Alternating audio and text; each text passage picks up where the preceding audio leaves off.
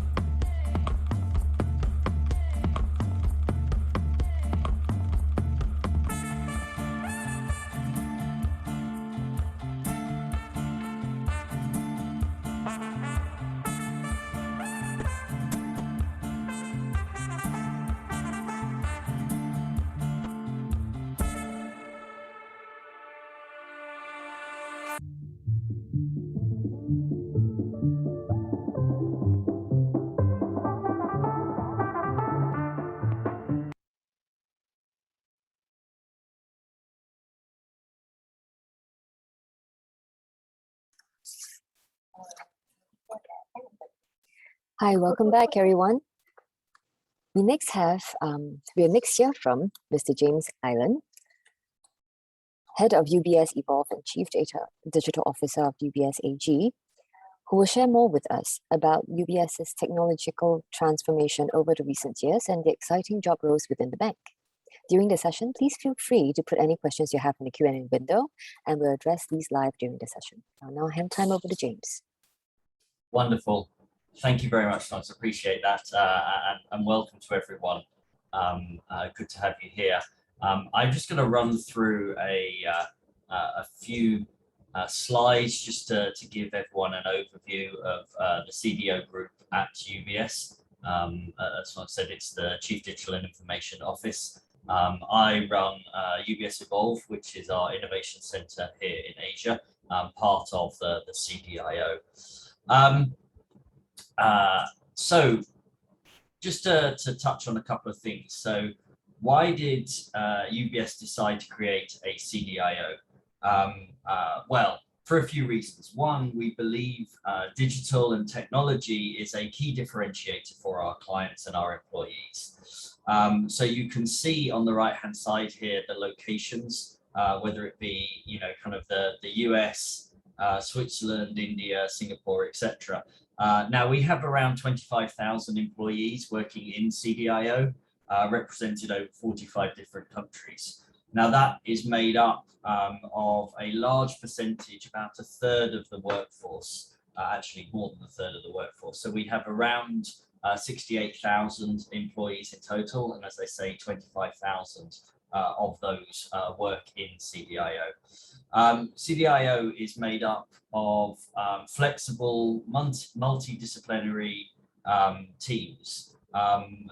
Effectively, we're looking to grow 70% of CDIO into digital engineers. We're a fair way into that journey, but you'll see later on how we're looking at implementing a digital-first culture and really attracting the best engineers, the best coders into UBS.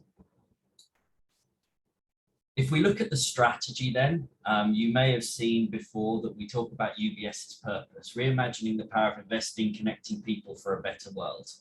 And when we look at the imperatives, whether it's, clients, connections, contributors, focus, etc., there are two that really hit CDIO. Technology is a differentiator for clients and employees, and the digital culture. So we break that into three strategies, or three pieces of the strategy within CDIO. So the first one is get the basics right, whether that be risk, financials, resiliency, BCP, BCM, technology, and operational excellence. You have to earn the right to innovate in your space. So we have to get the basics right in order to earn that engagement. So the next piece comes in leveling up, right? And this is really where we're driving, our agile agenda, the digital culture that we spoke of, building out product digital roadmaps, automation, and then the modern technology pieces, whether it be distributed ledger, artificial intelligence, etc. And then finally, innovation. So the 3 to 5 year view, where is the world going? Where is financial services going? And how do we bring that all together? So that's really the drivers around this. We have in innovation UBS Next Labs, which are located around the world to drive innovation. We have a $200 million investment fund to allow us to deploy that capital and take positions in fintechs around the world. So again, you may have seen the investment that we took in Dallas in Singapore to really drive our understanding of digital capabilities from robo-advisors. And then finally, the portfolio of how we get the value from those investments.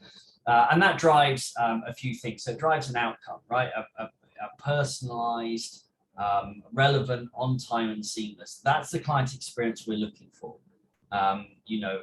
We have to be able to move away from a traditional banking model of, build a product, sell it to as many people as you can, to a personalized service that creates unique products for our client base. We have to secure the future to be competitive, not just today, but tomorrow as well. We talked about tech availability, and then, velocity, time to outcome. There are a number of initiatives that allow us to speed up the delivery of our digital services. So just some facts and figures. I always hate reading things out on a slide, but just to pull out a few things. So we talked about the $200 million of an investment portfolio. So we've already discussed that. We have 10,000 contracts, engagements with external companies to be able to drive our engagements, to drive specialisms in the area that really allow us to, enable our workforce to do their best work. We have won last year 7 technology awards for the digital products that we've been building. We talked about leveling up. We talked a bit about the growth of engineers. So we have a certified engineer and a distinguished engineer program. So people that join the organization have the ability to take courses, learn new things, develop themselves, and get recognized for that inside the organization. So, as you can imagine, out of the 25,000 people, having 40 of them as our distinguished engineers across the globe, you can tell it's not an easy way forward, but definitely a worthwhile investment. And then obviously the 300 certified engineers are coming through those ranks at a more junior level, and we'd expect them to go on to become distinguished engineers. On the ESG side, 100% of the electricity we use is sourced from renewable energy. In Singapore, that was a big part of our move to the new building in 9 Penang Road, to make sure that everything was taken from renewable energy. We look at how many trees, how we can reduce printing costs, consumption of paper, etc., removing all single-use plastics, and driving that forward. We have a cloud strategy, so again, the ability to work on some of the latest and greatest technologies there, and our system stability is at a 5 nines level. So what can you expect? There's a few things. So number one, at UBS, we look to empower our engineers and technologists. They are the best decision makers on the ground to be able to drive this forward. They are the right people to make the decisions about technology. We look for continuous learning and development. There's a piece of work that we're doing with an MBA class at the moment about a learning culture, and the statistics that we're reading are that the average skill life nowadays, so 20 30 years ago, that skill life was about 20 years. Given the advancements of technology, given how quickly things are moving, that we are looking to the half-life of that now is about 4.5 years. So staying relevant, having the latest skills, particularly in a skill-heavy area such as technology and engineering, is really a challenge there. Innovation labs and digital factories, I run that one for Asia. That's really around learning some of the new technologies and how they can be implemented and how we can drive different business models from that. Agile teams, we've talked about a positive and collaborative team culture. So I just wanted to touch base on this. I've worked at the bank for 21 years now. And in my last team, I was the third longest serving member. We had someone at 35 years and someone at 25 years. So you can see that people stay around UBS. And the reason that they do is the positive culture, particularly in banking. We do look to support our teams, we do look to grow our people, and we do look to give them ample opportunities. We want to make a real impact. In fact, we're changing how we measure performance, less about the inputs, i.e. the things that you do, and more about the outputs and the input and the impact that you make. So we're really looking to transition technology from being viewed as a supporting agent to a true differentiator for our clients, our employees, and moving away from just a requirements processing plant, i.e., here's requirements, go build the solution, deploy it, to really understanding how you deliver value to a business and impact to the business. And then finally, a global footprint and a world of opportunities. I started my career in London back in, say, 21 years ago, 2000. I've worked in London, New York, Silicon Valley, and Singapore over my career. I have visited, I think, probably somewhere between 15 and 20 different offices around the world, different countries around the world. It really is a true global company and the only global wealth manager. We talk about learning again. Learning is immensely important to us, and we make all of this available from our universities through to various online courses. And in fact, you'll see anyone that joins will see an announcement coming out January next year about an increase in that.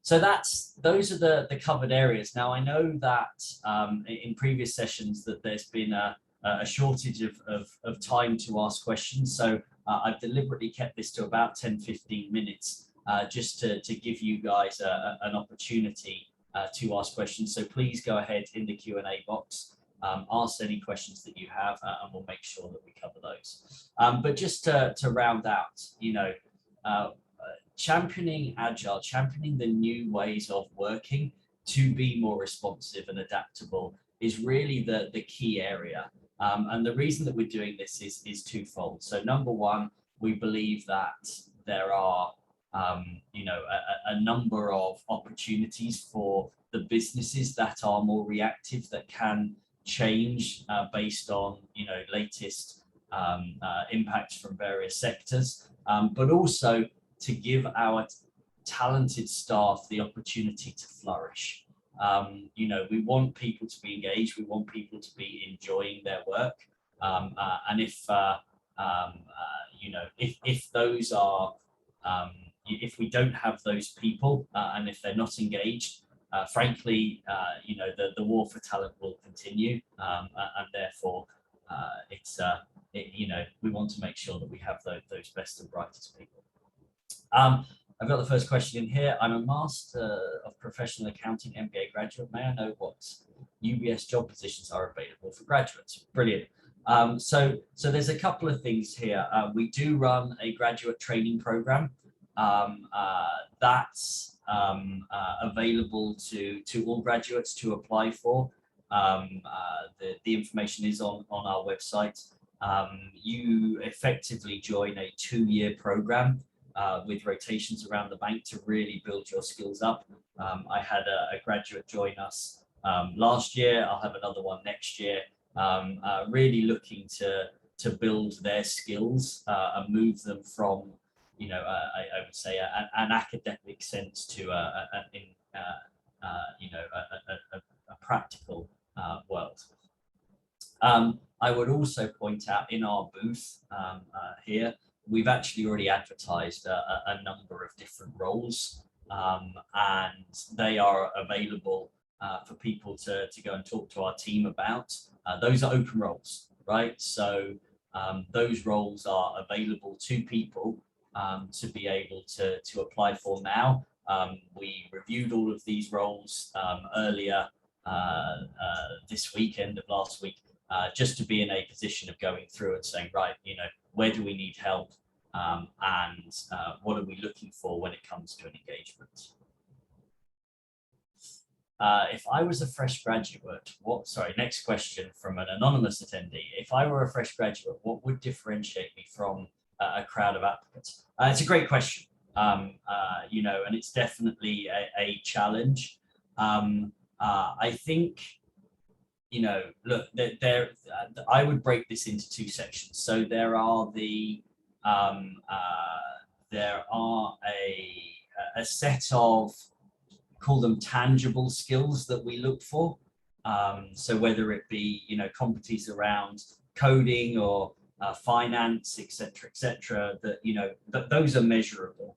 But then you get into the immeasurable stuff. And what really differentiates people is their life experiences. What have you done in your life that differentiates you, right? So, I have hired people based on how interesting they are.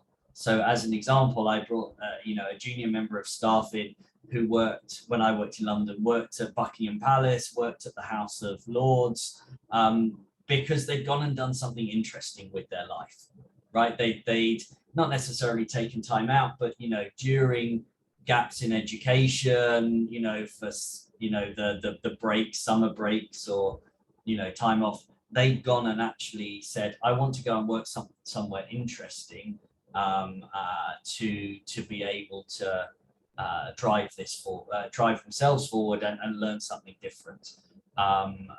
So that's definitely an area of focus there. Next question: are there any return to work programs for women who take a career? Stephen, I'm going to go into our HR guys. I know we do in some locations, but Steve, maybe you can jump in and help there. Yeah, thanks for that, James.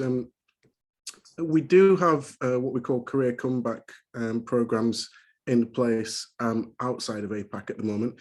Certainly, I think we are looking at doing that in APAC, but at the moment, I don't think we have a live program. What I would say, however, is that diversity is central to all our hiring, which includes male-female hiring. So whilst we don't have an active career comeback program, when we do look at who we hire and how we hire, certainly people in that sort of circumstance are very much center of our consideration. Cool. Thank you, Stephen. Do you accept career switch personnel at 60 years of age who is willing to make the difference in learning process and application? So we do accept career switches. We've done a number of those, particularly COVID has accelerated those. I think 60 might be on the higher side of that, particularly given retirement ages, etc., and the time it takes to come up to speed, but we absolutely do. I've had a number of people that have joined my team on 12-month programs as career switches to be able to come in and learn new skills, new environments, etc. I graduated from Masters in Finance. However, I have stopped working since COVID-19 pandemic started. Will I be able to get a job with UBS? Any program available for mid-career switches? So we talked about the mid-career switches. I definitely can't say, will I be able to get a job at UBS? I can't answer that question. But we do have those mid-career switching programs. Those are available to people to come in. We have a number of people that have done that successfully, and I think it's a great way of coming in and learning a new industry, particularly if you have applicable skills on that. So I think that's fine. There are many self-taught programmers out there these days who may have taken online courses from Udemy, Coursera, etc., but possess no formal qualifications from a tertiary institution. Does UBS recognise such online qualifications? So I don't think we do recognise the online qualifications, but I also don't think it matters. So if you're coming in for a coding job, you know, we effectively have a number of online tests that we ask people to do to validate the quality of their coding. So that's you know, an area, therefore we don't need the qualifications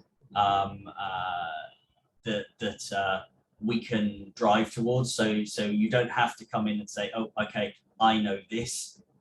You know, it's actually more to do with, you know, can you demonstrate the skills? Have you got the skills on the ground to be able to drive that forward? So yeah, I wouldn't worry too much about that. I think that you know, if you can code and you can demonstrate you can code, then great. You know, as a guy that has a degree in computing, I'm not entirely sure how much of that is relevant 25 years after I started it. Most of it is what's relevant in the last few years, and I don't have a qualification in that. So yeah, I wouldn't worry too much around that. Are women returning programs available in Singapore? Yep, I think Stephen mentioned that. We do have those available. I'm 64 but look 40s. I can work till 70s. Can UBS consider me? Haha. I'm just really jealous that you look 40. I'm in my 40s and I think I look 64. So you know, I think that's a bit of a tongue-in-cheek question, but I like it. Are there any user experience design, train and place programs at UBS?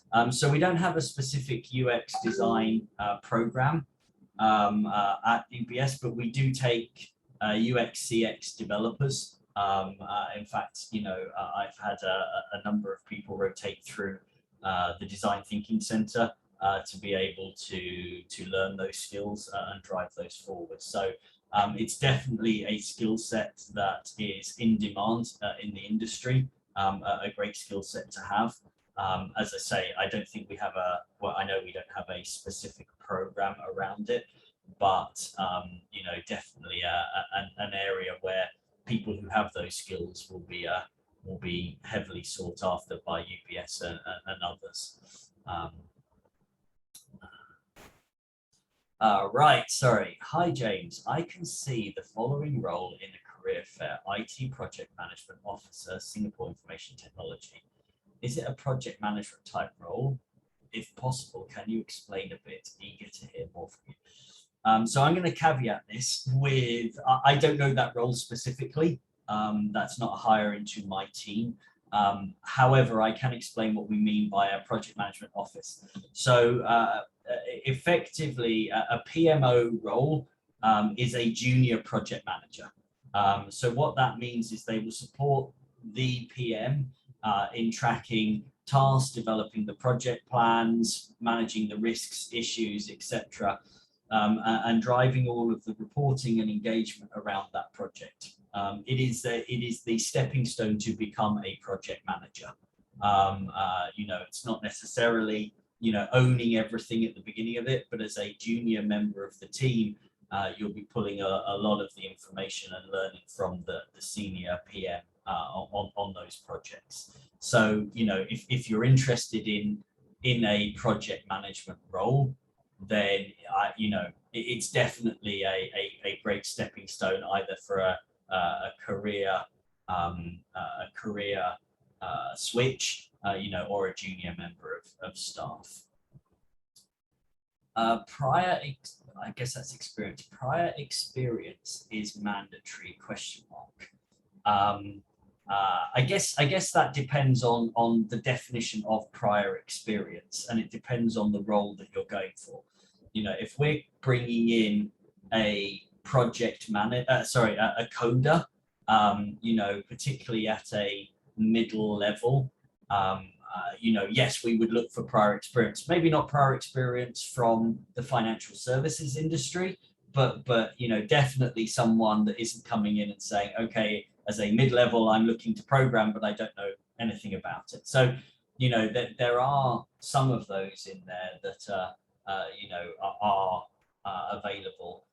But I definitely wouldn't be in a position where we would suddenly say, oh yes, you know, you can come in at a mid-level or a quick career switch and drop across there. Thank you so much, James. I'm afraid that's all the time we have for Q&A this time round. But I can see the audience have a lot of members of the audience, they are dying to ask more questions. So I would like to encourage them to actually visit UBS at their virtual booth, where there'll be hiring managers online to chat with you and answer some of these HR questions that you have. So do scan this QR code on screen if you haven't logged on to the IBF VCF, and go visit the UBS booth at the hiring zone. So our next session will actually be, we have another session coming up, another sharing session coming up with JP Morgan. So I'll have to end the session now, and we'll see you again in just a bit. But thank you so much, James, for sharing. Pleasure. Thank you. See you later. Thank you.